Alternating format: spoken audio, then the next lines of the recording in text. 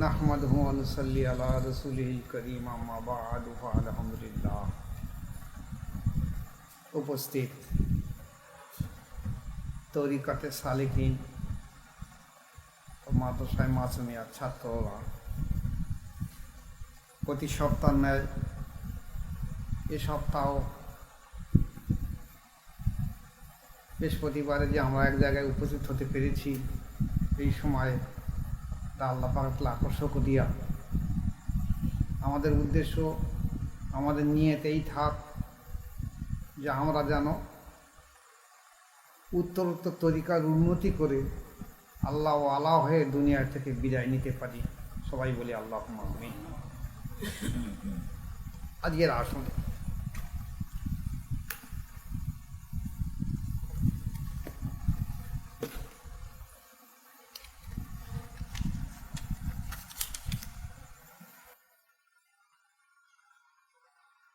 আমরা যে ইবাদত করি, নামাজ, রোজা, কলেমা, হজ, যাকাত, দান, সাদকা, এমন কোনো মানুষ নেই যে ভালো কাজ করি। বরঞ্চ আমরা দেখেছি যে একটা সাধারণ মানুষ যদি কেউ দান চায়, 10 টাকা দেয়, একটা 2 নম্বরই লোক যে ফাও পয়সা আয় করে, সে বলে 100 টাকা দেবে। যে গাঁজা মদ বিক্রি করে, সে আবার 500 টাকা দেবে। যেটা আমরা দেখেছি। তাহলে সবাই তো দান করছে, সবাই তো ভালো কাজ করছে। এই ভালো কাজের জন্যে যদি বিশুদ্ধ নিয়ত না থাকে, ইখলাস সঠিক না হয়, তাহলে কোনো ইবাদত আল্লাহর দরবারে কবুল হবে না। একটু আস্তে করে তত্ত্ব এইটা সবসময় খেয়াল রেখে দিয়ে দেবে। আমরা সব করছি, কিন্তু আমাদের নিয়ত বা ইখলাস দুর্বল হয়ে যাচ্ছে। যেমন কোরআন শরীফে আল্লাহ পাক বলেছে, বিসমিল্লাহির রহমানির রহিম, ওমা উমিরু ইল্লা লিয়াবুদুল্লাহ মুখলিসিনা লাহুদ্দিন। সূরা বাইয়িনা।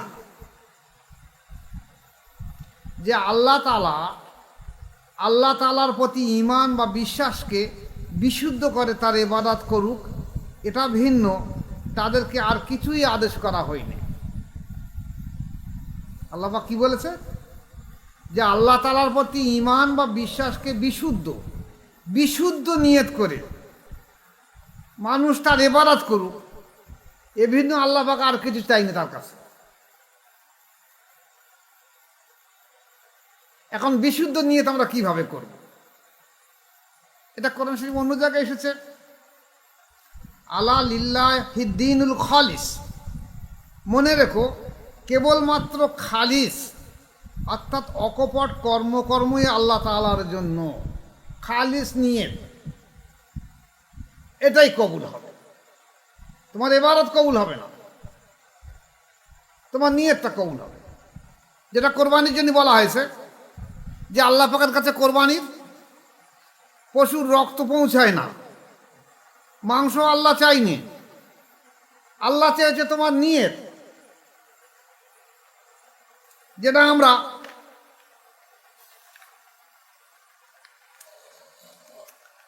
বলেও থাকি, ইন্না সালাতি ওয়া নুসুকি ওয়া মাহইয়া ওয়া মামাতি লিল্লাহি রাব্বিল আলামিন। যে আমার আল্লাহ, আমি বলছি আল্লাহ, আমার নামাজ, আমার সালাত, আমার কোরবানি, আমার জীবন, আমার মৃত্যু, আল্লাহ পাক সব তোমার জন্য। সূরা আনাম। তাহলে সব আমরা আল্লাহর জন্য বলছি, কিন্তু নিয়ত অন্যটা থাকছে।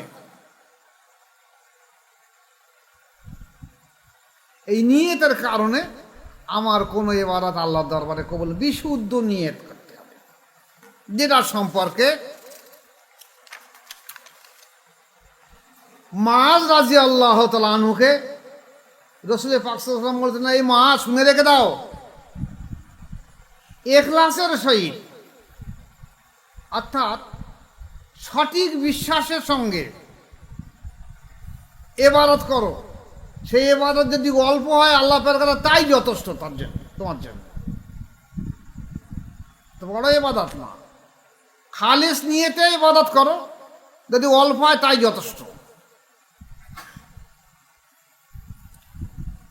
হযরত আবু সুলাইমান রাহমাতুল্লাহ আলাইহি বলেন, যে ব্যক্তি সারা জীবন ধর্মপথের দিকে অন্তত একটি কদম ওই ইখলাসের সহিত চলেছে, এক পা, যাতে কেবলমাত্র আল্লাহর সন্তোষ ভিন্ন আর কিছুই নাই, যে আল্লাহর সন্তুষ্টির জন্য আমি একটা কদম এগিয়ে গেছি, ওই ব্যক্তি হলো সৌভাগ্যবান। আল্লাহর সন্তুষ্টির জন্য পুরো নিয়ত করেছে। এই ইখলাস সম্পর্কে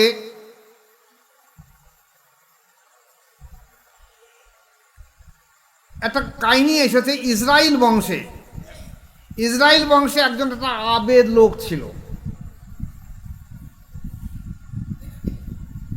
সে আবেদ দেখলো যে একটা গাছের তলায়, এখন তো দেখা যাচ্ছে অনেক বট গাছের তলায় মানুষ সেই এর থান করছে, ওর থান করছে, এরা করছে, সেটা করছে, সেরেক বেদাত সব সেখানে সে করছে। বট গাছের বড় পুরনো গাছ পালি হলো, সেখানে মানুষ এখন সেরেকের আড্ডাখানা করে।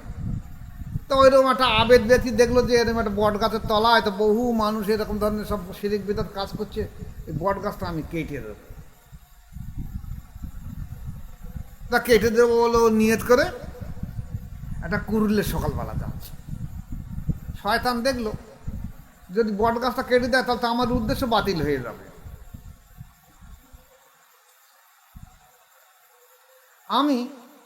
আমার কাজই তো মানুষকে পথভ্রষ্ট গুমরাহি করা। আর এ যে যাচ্ছে এ তো বিশুদ্ধ নিয়তের অন্ত ভালো আছে, আল্লাহওয়ালা মানুষ, ধর্মভীরু মানুষ, আল্লাহর উদ্দেশ্যে যাচ্ছে। এখন কিভাবে এর বন্ধ করা যায়? এ তো শুনবেও না। তা শয়তান একটা নেক্সট শুরুতে একটা বড় বুজুর্গের একটা পোশাক পরে, এখন আলখাল্লা মাথায় পাকড়ি বেঁধে বড় জুব্বা পরে এসে, আসসালামু আলাইকুম হুজুর, ভালো আছেন? না হুজুর, কোথায় চলেছেন? বলছে ওই বট গাছটা কেটে দেবো। বলছে কেন হুজুর, কী হয়েছে? বলছে ওখানে সব শিরিক বিদাত কাজ হয়। তা বলছে গাছটা রয়েছে, থাক না, ভালো কাজ হতো, একটা গাছ মেরে দেবেন, আর পশু পাখি বসে, বহু ফল টল হয়, মানুষ দুটো খায়, পশু পাখি খায়, মানুষ সেখানে ছায়া পায়, বিশ্রাম পায়। তা বলছে তবু তো সেখানে শিরিক হয়, ও গাছ আমি রাখবো না। তা বলছে না, পশু পাখির দিকে লক্ষ্য করে আমি তো গাছটা রেখে দেন। এ তো বলছে না, আমি গাছ কেটে দেবো। তা বলছে হুজুর আপনি এক কাজ করুন, আপনি গাছটা কাটবেন না, আমি দৈনিক আপনাকে আল্লাহ রাস্তায় 2টো করে সোনার মোহর দেবো, দৈনিক 2টো করে দেবো। সঙ্গে সঙ্গে এই আবেদ ব্যক্তি, আল্লাহওয়ালা ব্যক্তির মনের মধ্যে ধারণা হলো, তা ফাও যদি 2টো করে সোনার মোহর পাই রোজ রোজ, তাহলে বেকার আমার গাছ কেটে কিলাম, আমি ওই পয়সা দিয়ে কিছু দান করে দেবো, আমার তো সব হয়ে যাবে, থ্যাংক ইউ, সে যায় হয়। তা প্রথম দিন আর গাছ কাটতে গেল না। বলতে কোথায় টাকা দেবে বলো, তুমি রাতে শুয়ে থাকবে, তোমার বালিশের তলায় দেখবে আমি 2টো করে মোহর দিয়া। তা সকালবেলা উঠে এখন বালিশের তলায় উঁচু করে দেখা যায় হ্যাঁ 2টো মোহর রয়েছে, বলে তালি আর গাছ কাটবো না। আবার তারপর দেখা যায় বালিশ উঁচু করে দেখা যায় ফের 2টো মোহর রয়েছে, তারপর ফের বালিশ উঁচু করে দেখা যায় ফের 2টো মোহর রয়েছে, তারপর উঁচু করে দেখা যায় মোহর নেই। বলে কী ব্যাপার, অত বড় দরবেশ মানুষ, আজকে কি মোহর দিলে না কেন? যাই হবে, আজ গাছ কেটে দেবো। আবার কুরুলে যাচ্ছে। এখন সেই দরবেশ ব্যক্তি সেই গাছতলায় বসে রয়েছে, কিন্তু বড় দরবেশ। বলছে বাবু গাছ আদা তুমি কাটতে পারবে না। বলছে কেন? বলে তোমার সেই ইখলাস নিয়ত আর নেই, তোমার নিয়ত খারাপ হয়ে গেছে, তুমি 2টো মোহরের লোভে, পয়সার লোভে তোমার নিয়ত বরবাদ করে ফেলেছ। বলছে তুমি নিশ্চয়ই শয়তান, তুমি এই ধোকা দিয়ে আমার এই গাছটা কাটি দাও না। বলে হ্যাঁ আমি শয়তান, আমার কাজই তো এই, আমার কাজই তো ধোকা দাও, তা তোমার তো ইখলাস আমি শেষ করে দিয়ে দিছি, তা তুমি গাছ কাটবে কই, কিরকম কাটো, তোমার ক্ষমতা দেখো। বলছে হ্যাঁ আমি গাছ কাটবো। উঠলে গাছ কাটি যাচ্ছে। শয়তান তখন কি করছে, এর সঙ্গে 5 টাকা ধরে উঁচু করে আছাড় দিয়েছে। এখনো বললো আমি এত বড় শক্তিশালী পালোয়ান, আল্লাহর উপরে এত তাওয়াক্কুল করি, আর শয়তানের কাছে আমি হেরে যাচ্ছি, আবার ফের উঠে যায়, আবার মার। বাধ্য হয়ে ফিরে আসলো, রাস্তা কাটতে পারলো না। কেন? ওর নিয়ত দুর্বল হয়ে গেছে। এখন এই যে নিয়ত খুলুসিয়াত, এই খালেস নিয়তটা কিভাবে হবে?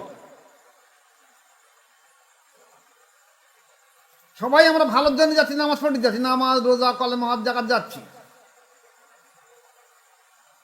যেমন জান্নাতে গিয়ে বিচারের মজলিসে আল্লাহ পাক ডাক করাবে, আলিম মানুষ এদিকে এসো, তোমার কোনো ইবাদত আমি কবুল করলুম না, তুমি কোথায় ইবাদত করেছিলে? বল কেন? আল্লাহ পাক আমি এত নামাজ পড়েছি, আমি নামাজ কম পড়েছি, কপালে সেখানে দেখলাম কালো দাগ পড়ে গেছে নামাজ পড়ে পড়ে। আমি তাহাজ্জুদ পড়েছি, ইশরাক পড়েছি, আওয়াবিন পড়েছি, চাষ পড়েছি, তাকবীরে উলা ছাড়ি নে, কোনোদিন জুম্মা ছাড়ি নে। তা বলছে তোমার তো এই উদ্দেশ্য ছিল যে লোকের দেখানোর জন্য যে আমি কত বড় নামাজি লোক, তোমার ইখলাস নেই আমার উপরে, অর্থাৎ তোমার কোন ইবাদত আমি কবুল করি না। তোমার খাতা দেখো শূন্য, এই দেখো তোমার খাতা, তোমার ইবাদত খাতা, যে ফেরেশতা লিখে দেখো শূন্য খাতা, কিচ্ছু নেই তোমার সব, তোমার ইখলাস নেই বলে তাই খুলুসিয়াত নেই। আবার একজন ব্যক্তিকে ডাকা হবে, সে বিরাট বড় মাওলানা,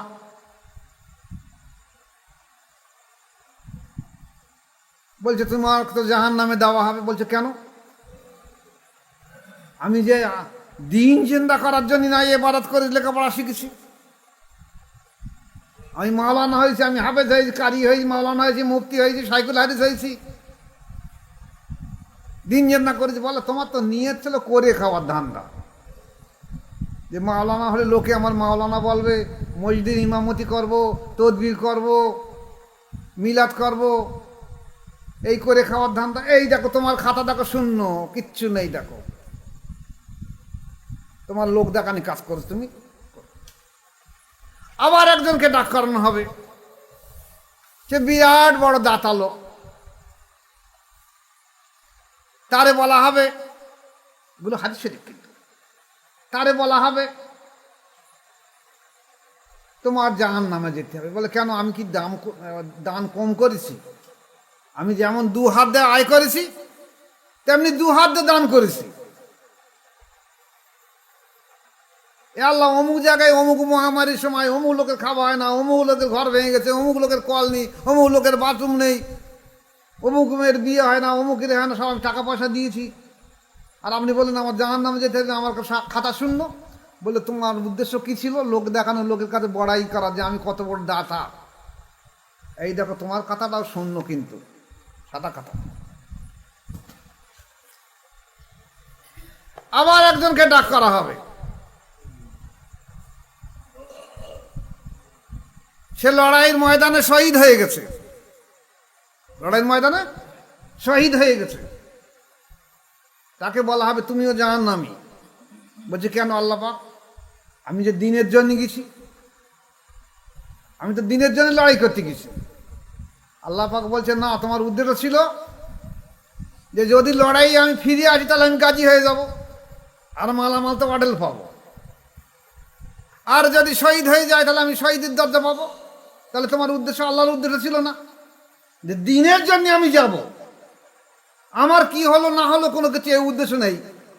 তো তোমার উদ্দেশ্য দুটো ছিল, যে যদি আমি বাক্যর লড়াই করে জয়ী হয়ে ফিরে আসতে পেরেছি তাহলে আমি গাজী উপাধি পাবো, আর গনিমতের মালও অডেল পাবো, ভাগ পাবো, আর যদি মারা যায় তাহলে আমি শহীদের দরজা পাবো, কালকে আমাতে আমি শহীদের সব পাবো। তোমার খাতাও দেখো শূন্য, এই দেখো সাদা খাতা। তাহলে উদ্দেশ্যটা কি? খালিস নিয়ত, ইখলাসের সহকারে অল্প ইবাদত আল্লাহর দরবারে কবুল হবে। আর ইখলাসটা কি জিনিস? আল্লাহ রাসূল যখন জিজ্ঞাসা করেন ইখলাসটা কি জিনিস, আল্লাহ রাসূল বলেন ইখলাস তো অন্তরে পয়দা হবে। বিশুদ্ধ নিয়ত কোথায় হবে? অন্তরে পয়দা হবে বিশুদ্ধ নিয়ত। শয়তান যদি বসে থাকে অন্তরে, জীবনে বিশুদ্ধ নিয়ত আসবে না। যার জন্য আল্লাহ পাক লক্ষের অধিক নবী পাঠিয়ে দিয়ে দিয়েছে। একজন না, দুজন না, 1000 না, 1,00,000 না, আরো বেশি। যে যাও পৃথিবীর মানুষ, আমি এই আদম তৈরি করেছি, তাদের যেমন নফসে আম্মারা দিয়েছি, তেমনি শয়তানও দিয়েছি। এর ধোকায় পড়ে তারা বিভিন্ন রকম অসৎ কাজ করবে। তাই আমি এই লক্ষ্যের অধিক নবী দিয়েছি, শুধুমাত্র মানুষের অন্তরটাকে সুস্থ শুদ্ধ করে দিয়ে নিয়তটা বিশুদ্ধ করে দেবে, আল্লাহর উদ্দেশ্যে নিয়ত থাকবে। এখন এই আল্লাহর উদ্দেশ্যে যদি নিয়ত না থাকে, তাহলে কোন ইবাদত আল্লাহর দরবারে করল? আপনি দেখবেন ভালো করে, অনেকের মাওলানা সাহেব মাদ্রাসার মিলাদে বলে দিয়েছে, দেখো তোমার একটা ছেলে হাফেজ করো, আল্লাহ পাক তোমার কাল কিয়ামতের ময়দানে তোমার বাপের মাথায় একটা সোনার টুপি পরিয়ে দেবে। বাপ একেবারে 3 পায়ে খাড়া, আমি আমার ছেলেটার হাফেজ করাবোই করাবো। এখন তার মাথা দুর্বল, বাপ তো শোনে না, বাপ ওই সোনার মুকুট নেবে। এর মাথা দুর্বল, এর মাথার কোষ কম, এর মুখস্থ করতে পারে না, বাপ মা ধর দিচ্ছে। শেষকালে বলে কি করবো, আমার কপাল খারাপ, সোনার মুকুটটা নেবো বললাম, তাতে হইলো না। ইখলাস নিয়ত দেখতে হবে। আমি আজ তরিকা করতে আসছি, যদি আমার নিয়ত থাকে যে আমি খেলা পারলে আমি মাতব্বরি করে করে খাবো, লোকে আমার ভালো বলবে, আমার পীর সাহেব বলবে, আমি অনেক সবকে উপরে উঠে গেছি, লোকে আমার ভালো বলবে, বিশুদ্ধ ইখলাস থাকলো না। কিন্তু লিল্লাহে থাকবে আল্লাহ পাকের। যার জন্য কি হাদিস শরীফে এসেছে, একটা মানুষ যখন কোনো মাশায়েখের কাছে ভালো হবার নিয়ত করে, বিশুদ্ধ নিয়ত করে যে আমি ভালো হব, এই নিয়ত করে যখন বাড়ি থেকে বার হবে, যদি রাস্তার মাঝায় সে ইন্তেকাল করে, মারা যায়, তাহলে যদি তার বিশুদ্ধ নিয়ত থাকে, বেশক সে ব্যক্তির জান্নাত। এমনকি ফেরেশতাদের বলা হবে যে দেখো যে ও ব্যক্তি যে ও তো বিশুদ্ধ নিয়ত করে এসেছিল, বেরিয়ে এসেছিল বাড়ি থেকে, তো যে পীরের দরবারে যাওয়ার জন্য বেরিয়েছিল, ওর বাড়ি থেকে সে পীরের দরবারের দূরত্ব দেখো, দেখো দিন ও পীরের দরবারের দূরত্ব বেশি আগের দিকে গেছে কিনা। যদি গিয়ে থাকে তাহলে তাকে একদম মাফ করে দিয়ে দাও, ওর অতীতের সমস্ত গুনাহ মাফ করে দাও। ও জীবনে যত গুনাহ করেছে, চাই শিরক বিদআত থেকে আরম্ভ করে সবগুলোকে ওকে মাফ করে দিয়ে দাও, যেহেতু ও খালেস নিয়েতে ভালো হবার জন্য একটা মাশায়েখ পীর মাশায়েখের কাছে গিয়ে হাজির। আর যদি কেউ মনে করে যে আমি মাশায়েখের কাছে যাবো, আমি মাওলানা হব, আমি মুফতি হব, আমি কারি সাহেব হব, কি আমি একটা বড় সম্মান পাবো, আমি পীর সাহেব হব, হয়ে আমি করে খাবো দুনিয়ায়, এটা বিশুদ্ধ নিয়ত নয়, এর কোনো লাভ হবে না। এই কারণেই দেখা গেছে বহু আল্লাহ ওলির দরবারে বহু মানুষ গিয়েছে, বহু মানুষ ঈমান নিয়েছে, কিন্তু বহু মানুষ পথভ্রষ্ট হয়ে গোমরাহী হয়ে চলে গেছে। অনেকে হিংসা নিয়ে চলে গেছে, অনেকে অহংকার করে চলে গেছে, আবার অনেকে এমনি এমনি ধ্বংস হয়ে গেছে। তা না হলে যে পরিমাণ মানুষ আল্লাহর ওলিদের কাছে বায়াত গ্রহণ করছে সারা বিশ্ব জুড়ে এই পর্যন্ত করে এসেছে, যদি বিশুদ্ধ নিয়ত সবার থাকতো, তাহলে পৃথিবীতে আলে বাদ ছাড়া একটা মানুষ থাকতো না, নাকি বলো? একটাও মানুষ থাকতো না পৃথিবীর মুখে। তাহলে আমরা কি করব? আমরা নিয়ত রাখবো এইভাবে, বিশুদ্ধ নিয়ত। এই বিশুদ্ধ নিয়তের আসবে এইভাবে, আল্লাহ প্রদত্ত তাওয়াজ্জুহ ফয়েজের মাধ্যম দিয়ে। ভালো করে খেয়াল করবেন যে রাসূল পাক সাল্লাল্লাহু আলাইহি ওয়াসাল্লাম হযরত ওমর রাদিয়াল্লাহু আনহুকে জিজ্ঞাসা করেছেন, এ ওমর রাদিয়াল্লাহু তাআলা আনহু, তুমি কি আমাকে ভালোবাসো? কারণ রসুলকে ভালোবাসা হলো ইমানের অংশ, ইমানের অংশ। বলছি ইয়া রাসূলুল্লাহ, আমি আপনাকে ভালোবাসি। বলছি কতটা ভালোবাসো? বলছে আমার ধন সম্পত্তি, বিবি, বাল বাচ্চা, মা বাপ সবার থেকে আপনাকে বেশি ভালোবাসি, শুধু আমার জীবনটাকে একটু বেশি ভালোবাসি, তারপর আপনাকে ভালোবাসি। হুজুর পাক সাল্লাল্লাহু আলাইহি ওয়াসাল্লাম কি বলছেন? যাই ওমর রাদিয়াল্লাহু তাআলা আনহু, তুমি এখনো পূর্ণ মুমিন হতে পারলে না, তোমার ইখলাস এখনো বিশুদ্ধ হয়নি, পূর্ণ মুমিন হতে মানে বিশুদ্ধ হয়নি। উনি চিন্তা করলেন আমার কোথায় দুর্বলতা, আমি তো বুঝতে পারছি না। তখন হুজুর পাক সাল্লাল্লাহু আলাইহি ওয়াসাল্লাম কি করলেন? ওনার হাত মোবারক ওমর রাদিয়াল্লাহু সিনার উপরে কিছু সময় রাখলেন, কিছু সময় রাখার পরে হাত মোবারক সরিয়ে নিলেন। এবার জিজ্ঞেস করলেন, ওমর রাদিয়াল্লাহু আনহু তুমি বলো, তুমি আমাকে কত পরিমাণ ভালোবাসো? বলে, ইয়া রাসূলুল্লাহ, আমি আমার ধন সম্পত্তি, বিবি, বাল বাচ্চা, মা বাপ, আমার জীবনের থেকে আমি আপনাকে বেশি পরিমাণ ভালোবাসি। আল্লাহ রাসূল বলল, কি তুমি এই মুহূর্তে পূর্ণ মোমেন হলে, এই মুহূর্তে পূর্ণ মোমেন হলে। তাহলে সাহাবা থাকার পরেও পূর্ণ মোমেন হতে গেলে এতটা পরিমাণে তাওয়াজ্জু ফায়দের প্রয়োজন রয়েছে। আর আমি যদি মনে করি আমি 1 লতিফা 2 লতিফা 4 লতিফা কাজ করেছি, আমি একজন হয়ে গেছি, আমি 10 লতিফা 20 লতিফা কাজ করেছি, আমি একজন হয়ে গেছি, আমি পিসা হয়ে গেছি, আমি খেলাফত পেয়ে গেছি, আমি একজন হয়ে গেছি, কিচ্ছু হতে পারবে না। ইখলাস আল্লাহ পাকের দরবারে বিচার হবে, ইখলাস নিয়ত কি। তাই আমরা যারা উপস্থিত আছি আমরা এই নিয়ত রাখি যে আমরা বিশুদ্ধ নিয়ত ছাড়া এক পাও চলবো না। জীবন দিয়ে যতদিন বেঁচে থাকবো ইসলামের উপরে টিকে থাকবো, এবং কোনো রকম রিয়া যেন আমাদের ভিতরে না থাকে, তাহলে আমাদের কোনো ইবাদতগুলোকে কিন্তু বাতিল হয়ে যাবে। আল্লাহ আমাদের প্রত্যেককে বিশুদ্ধ নিয়ত, বিশুদ্ধ অন্তর নিয়ে টিকে থাকার তৌফিক দেই। সবাই বলি আল্লাহুম্মা আমিন। এখন এই বিশুদ্ধ নিয়ত আপনি বিচার করবেন কি করে? ইখলাস আমি একটা সংজ্ঞা দিয়ে দিয়েছি, ভালো করে ধরে রেখে দেবেন। যত বড় মাওলানা, মৌলভী, হাজী সাহেব, গাজী সাহেব, শাইখুল হাদিস হোক, আপনি জিজ্ঞাসা করেন, ভাই আপনি কোথায় বায়াত আছেন? আপনার কি অন্তর আল্লাহ জিকিরে আছে, জারি আছে? যদি না থেকে থাকে তাহলে মনে করেন বিশুদ্ধ নিয়ে তোর অন্তরে পৌঁছানো, ওটাও অন্তরে পৌঁছাবে। যেসব নামাজি মসজিদে যাচ্ছে, যারা হজ পাকে যাচ্ছে, ভালো কাজে যাচ্ছে, কোরবানি করছে, দান সাদকা করছে, তাদেরকে জিজ্ঞাসা করবেন, ভাই আপনি কোনো জায়গায় বায়াত আছেন?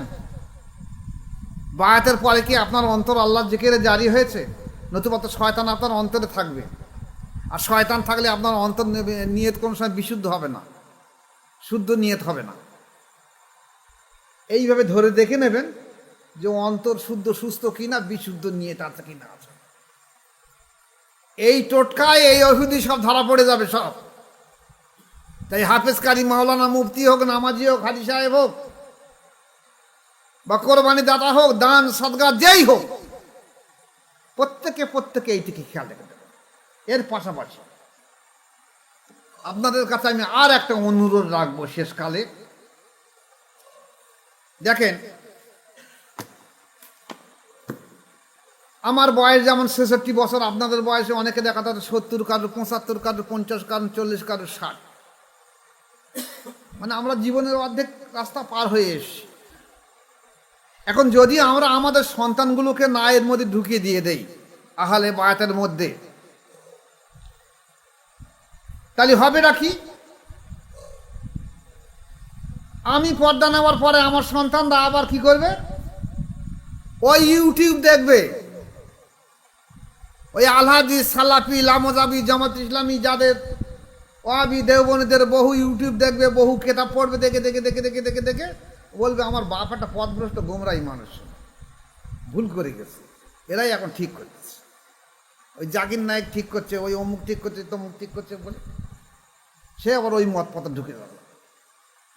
তাই সাহাবায়ে কেরাম রাদিয়াল্লাহু তাআলা আনহুদের নিয়ত ছিল কি?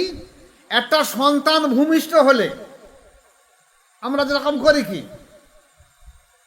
সে 6 মাস হয়ে গেলে গালে একটু ক্ষীর দেয়, দেখেছেন তো? এক এক জায়গায় এক রকম নাম বলে, কেউ বলে পানি চাকা বলে, কেউ বলে একটু গালে ক্ষীর দেওয়া। তো সেই মসজিদে নিয়ে যায়, কারণ তারা গ্রামের মানুষ জানে যে মোটামুটি গ্রামের মধ্যে ইমাম সাহেব একটু ভালো মানুষ হয়। সে যে কী ক্যাটাগরি এখন বর্তমানে যারা তরিকা করে তারা বুঝতে পারতেছে। সারা জায়গায় খেয়ে করলো, এখন তারই কাজটা বুঝে মানুষ, সাধারণ মানুষ বিশ্বাস করে নিয়েছে, হুজুর একটু আমার এই বাচ্চাটার গালে একটু খিলতে দেন,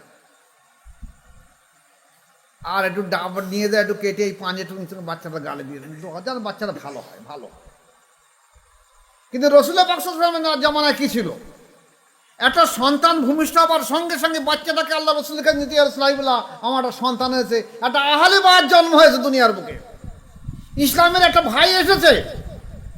আজ আমরা একটা সংখ্যায় একজন বেড়ে গিয়েছি, রাসূলুল্লাহ হাবিবাল্লাহ, আপনি দোয়া করুন যেন এই আহলে বায়াতের মধ্যে টিকে থাকে, আর আপনি এটাকে কবুল করে নেন। রাসূল পাক সাল্লাল্লাহু আলাইহি ওয়াসাল্লাম কি করলেন? জিভে থুতু লালা মোবারক নিয়ে কিংবা একটু খোরমা চিবিয়ে জিভে লালা মোবারক সঙ্গে গালে দিয়ে দিতেন, আর বলতেন, যাও বাবা, আল্লাহ যখন 6-7 বছর বয়স হবে, ভাষা কথা বলতে থাকবে, তখন সে আমার কাছে বায়াত হয়ে যাবে, এখন আমি তোমাকে কবুল করে নিয়ে এসেছি, তুমি আহলে বায়াতের সন্তান হিসাবে।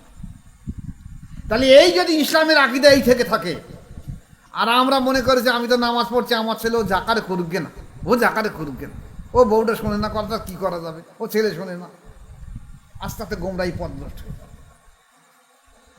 তাই আমাদের লক্ষ্য রাখতে হবে, শুধু আমি বাঁচলি না, আমি বাঁচবো না, আমার বংশধরকে সব আমরা আহলে বায়াতের মধ্যে দাখিল করাবো। নতুবা তারা যদি ধ্বংস হয়ে যায়, তাহলে কিন্তু কাল কিয়ামতের ময়দানে আমাকে কৈফিয়ত দিতে হবে যে তুমি বেঁচেছো, তোমার আহলে বায়াতের বর্গবর্গ বাঁচানোর জন্য তুমি চেষ্টা করুন না কেন, কৈফিয়ত দিতে হবে। তাই নিজের স্ত্রী, নিজের ছেলে মেয়ে, বৌমা, নাতি পোতা, যা যেখানে সাই গোষ্ঠী হয়, আত্মীয় স্বজন, দেশি প্রতিবেশী, প্রত্যেককে ইসলামের দাওয়াত পৌঁছে দিতে হবে, প্রত্যেককে আহলে বায়াতের মধ্যে রেখে চেষ্টা করতে হবে, আর যাদের বিশুদ্ধ নিয়ত রাখতে হবে। যদি এই করতে পারি, তাহলে একদিন দেখা যাবে আবার নতুন করে আহলে বায়াত আবার বিশ্ব জুড়ে জিন্দা হবে, যে উদ্দেশ্য নিয়ে নবীরা এসেছে, ইসলামের দিন আবার জিন্দা হবে, কামিয়াব, ইসলামের ঝান্ডা আবার উঁচু হয়ে যাবে। আমি দোয়া রাখি আল্লাহ পাক আমাদের প্রত্যেককে এর উপরে টিকে রাখুক, এবং যেন প্রত্যেকে আহলে বায়াতের মধ্যে আমরা টিকে থাকতে পারি। ওমা আলাইহিল বালাগ। আসসালামু আলাইকুম ওয়া রাহমাতুল্লাহি ওয়া বারাকাতুহু।